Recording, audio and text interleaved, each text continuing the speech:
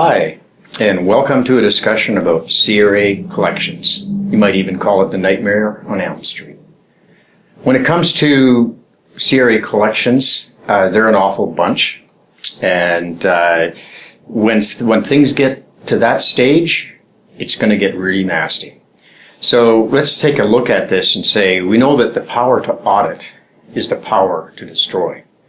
And during the audit process, theoretically, you get audited, and at the end, that's when things get really challenging, is coming up with the money to pay whatever you're assessed with, or whether you fight it. So the audit part and the original and the objections, it's one thing. The battle, once it goes to CRA Collections, everything changes.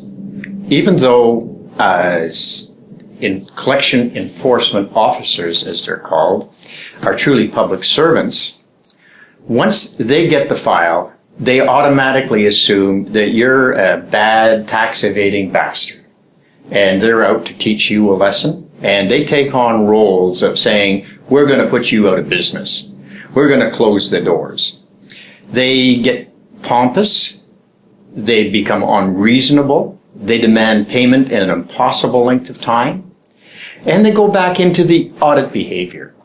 And interestingly enough, and which totally escapes me, is I don't understand why collections officers get involved in auditing. But they go auditing looking for extra wealth. They go onto the public records, check to see what real estate you have. They want to know who all your suppliers are. And if they ask you for a list of your suppliers, they want that for one specific reason. So that's so they can issue a requirement to pay and let all your contacts know that you're in financial trouble. There's no other reason than that. Yes, it's a cash grab, but it's a really dumbass cash grab because it cuts off the golden eggs laid by the goose, because it stops business from happening. If business is not happening, there's no cash flow, there's no money going to CRA. These goofs operate from a point of total senseless attack. They become financial assassins. And they don't give a damn about how much harm they have. They don't give a damn about the Public Servants Act that says they can't do anything that could cause the public to distrust them.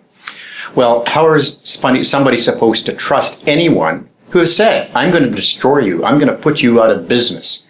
They show up at your door, and if they're not getting things, if they're not able to extort the juice from you, then they send the sheriff. And in one of our other videos, we talk about the sheriff thing.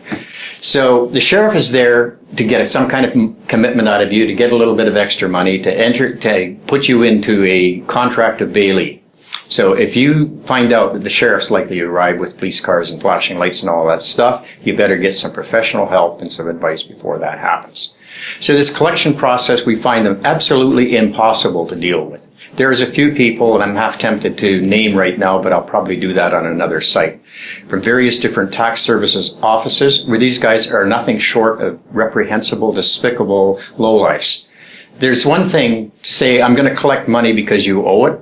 And I understand that, but it shouldn't be terrorism. It shouldn't be financial terrorism or any other kind of terrorism. It should simply be, you have to pay your taxes. We all have to. Now, if you can't, legitimately can't, and you can't make a reasonable payment plan that makes sense to us, then we're going to be forced to go into collections mode. We're going to be forced to put a lien on your house, register a lien against your name.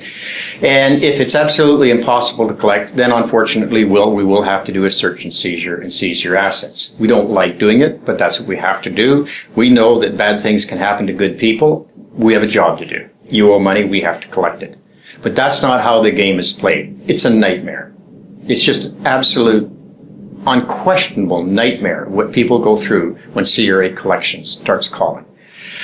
It's totally escapes my mind how, in this day and age, in this country, collections can't see that if they put a business out of business, which, by the way, they're highly unqualified to make any such judgment. They don't have a list of standards that they go by to decide whether somebody should be put out of business. It isn't even their bloody job to do that. Their job's to collect money.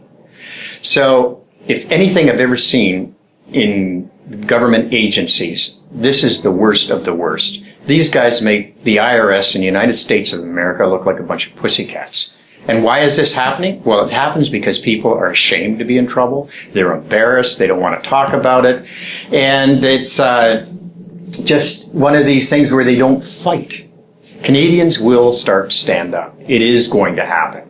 The days of this type of behavior are numbered because, frankly, it isn't allowed under this country. They're getting away with it because we let them get away with it. So I suppose there's probably some decent CRA staff out there who work in collections. I suppose that's probably true. On the balance of probabilities, it is. Unfortunately, I don't get to deal with the good guys. I just get the despicable lowlifes who terrorize, cause marriage breakups, financial ruin. We send people to see the trustee on about a weekly basis around here because of tax debts, and at least half of those shouldn't go bankrupt. But because CRA doesn't want to be reasonable, doesn't want to look at the facts of the matter is, if they cut off the payroll and people are out of work, they're no longer paying their source deductions. I can tell you this, that they will put a company out of business that's currently filed on all their filings. The only thing wrong is they have a past tax debt that they're whittling down not fast enough. So they get terrorized to the point of being put out of business, bank accounts frozen, et cetera, et cetera, et cetera. And what happens? Our tax base that we build roads and streets from gets shot in the foot because there's no more money coming in. They slaughter the golden goose, blood and guts from hell to breakfast, and it just ain't right. Let's do something about it.